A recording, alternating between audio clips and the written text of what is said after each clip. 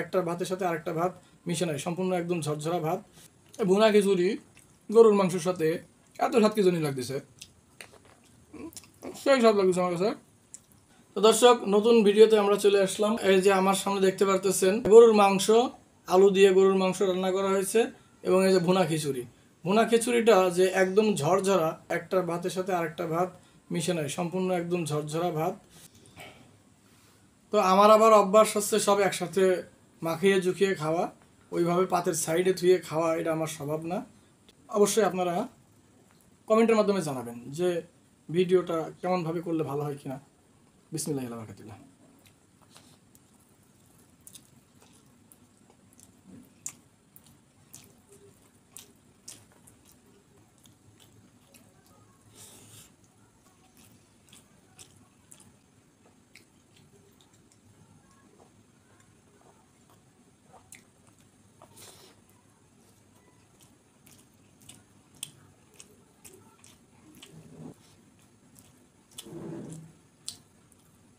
তো দর্শক,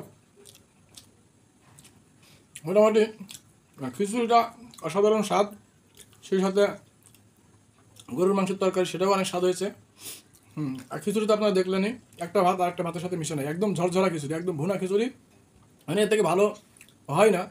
আমরা রান্না করছি খুব অল্প খরচে, ঘরে যা ছিল সেই সমস্ত কিছু দিয়েই, অতিরিক্ত কোনো মশলা ব্যবহার করে নেই। মশলা অনেক স্বাদ হয়েছে। আমি বুঝতেছি না এত অল্প জিনিসপত্র দিয়ে, খুব বেশি মশলাপাতি দিয়ে নেই, কিন্তু এত স্বাদটা, সেই স্বাদ হয়েছে আমার কাছে, সেই স্বাদ লাগতেছে, এত স্বাদ লাগতেছে কি জন্যেই আমি কিছু বুঝতে পারতেছি না। ভুনা খিচুড়ি গরুর মাংসের সাথে এত স্বাদ কি জন্যই লাগতেছে, সেই স্বাদ লাগতেছে আমার কাছে। তো দর্শক, যারা ভিডিও দেখছেন অবশ্যই লাইক কমেন্ট করবেন, ভিডিও ভালো লাগলে শেয়ার করে দিবেন।